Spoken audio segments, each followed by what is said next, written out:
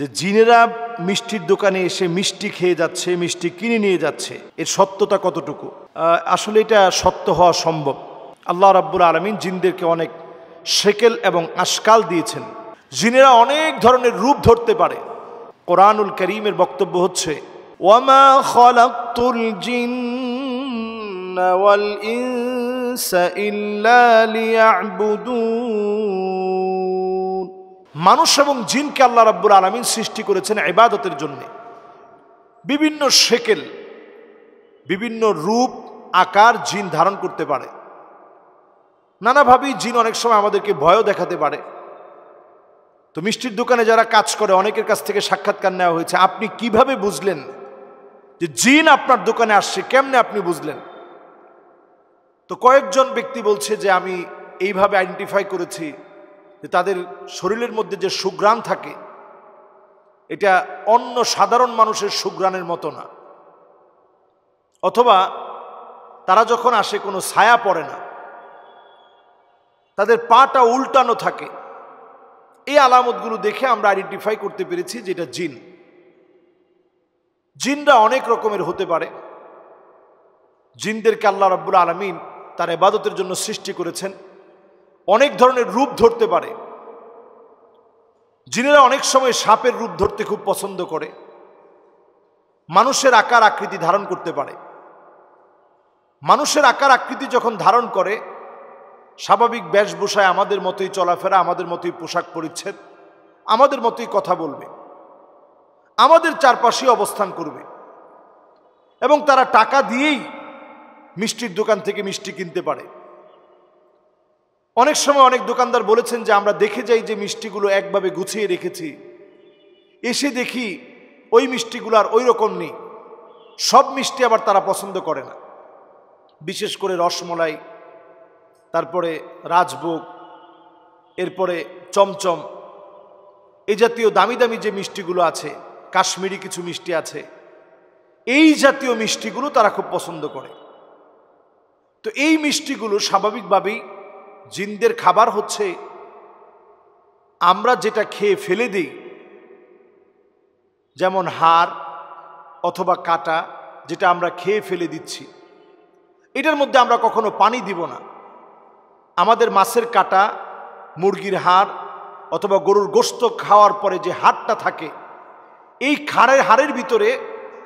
হাড়ের ভিতরে যখন শুধু তারা হাত দেয়, আল্লাহ রাব্বুল আলামিন তৎক্ষণাৎ তাদেরকে রিজিকের ফয়সালা করে দেন। সুবহানাল্লাহ। আল্লাহ তাআলা এইভাবে তাদেরকে রিজিক দেন। আমাদেরকে যেহেতু আল্লাহ রাব্বুল আলামিন সর্বশ্রেষ্ঠ সৃষ্টি হিসেবে আল্লাহ তাআলা সৃষ্টি করেছেন, আমাদের রিজিকটাকে আল্লাহ তাআলা সম্মানিত করেছেন। এজন্য যখন আমাদের মানুষের মতো কোনো আকৃতি তারা ধারণ করে, তখন সম্মানিত মানুষের যেরকম অভ্যাস, তারা এইভাবে করেই মিষ্টিটা গিয়ে সংগ্রহ করে।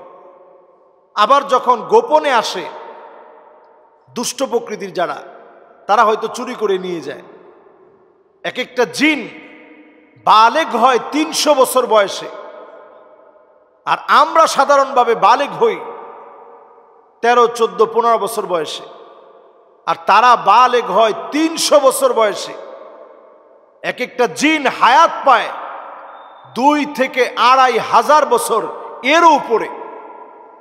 তাহলে চিন্তা করেন, নবীজি সাল্লাল্লাহু আলাইহি ওয়াসাল্লামের জামানাতে এমন জিনদের সঙ্গে সাক্ষাৎ হয়েছে, যেই জিনেরা নবী মুসা আলাইহিস সালাতু ওয়াস সালামকে পেয়েছেন।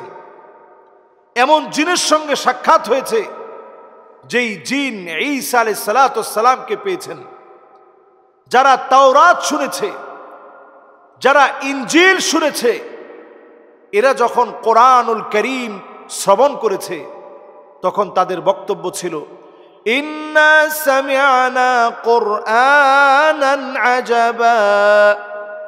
এক আশ্চর্যজনক কোরআন আমরা শুনেছি, এক আশ্চর্যজনক কোরআন আমরা শ্রবণ করেছি।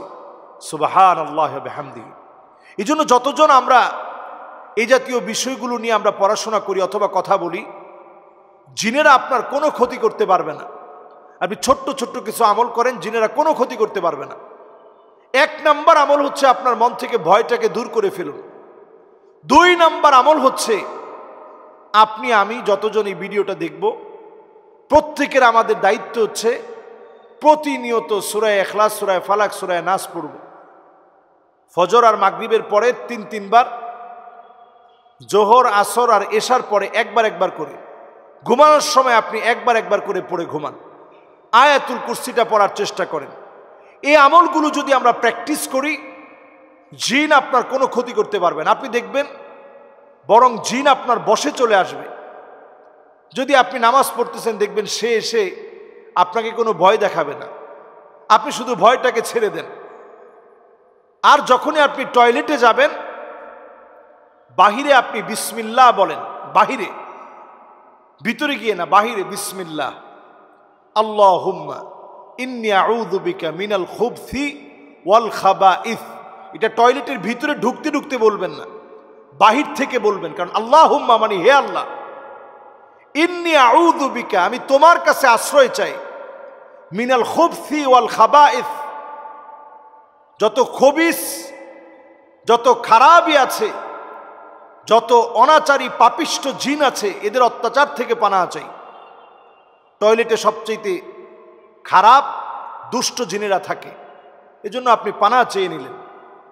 এই সময়টাতে আমরা এই দোয়াগুলা পড়ব একবারে মনোযোগ সহকারে, এবং বের হয়ে গুফরানাক আপনি দোয়াটা পড়েন। এবার আপনি ডান পা দিয়ে আপনি বের হন, বাম পা দিয়ে ঢুকবেন, ডান পা দিয়ে বের হবেন। ঘরে যেতে আপনি সালাম দিবেন, ঘর থেকে বের হতে বিসমিল্লাহি তাওয়াক্কালতু আলাল্লাহ বলবেন। পাকঘরে জিনদের একটা দুষ্ট চক্র থাকে আগুনের চারপাশে, যেগুলো আগুনের ইবাদত করতে থাকে। জিনদের মধ্যে অগ্নি পূজারী আছে, খ্রিস্টান আছে, ইহুদি আছে, হিন্দু আছে, মুসলিম আছে।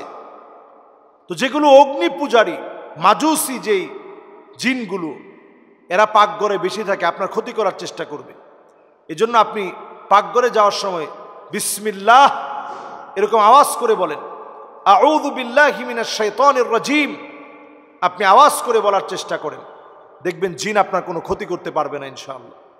তো সার্বিক এই বিষয়গুলো যখনই আমরা শুনি, দেখি, আমরা সেই সময়ে নিজেদের ব্যবসা প্রতিষ্ঠানকে হেফাজতে রাখার জন্যে আয়াতুল কুরসি পড়ে, যেমন ধরুন আপনার মিষ্টিগুলো এলোমেলো হয়ে গেছে, কয়েক কেজি মিষ্টি মনে হচ্ছে যেন মিসিং হয়েছে, এই অবস্থায় আপনার আমার দায়িত্ব হচ্ছে আয়াতুল কুরসি পড়ে দোকানে একটু ফু দিয়ে চলে যাওয়া।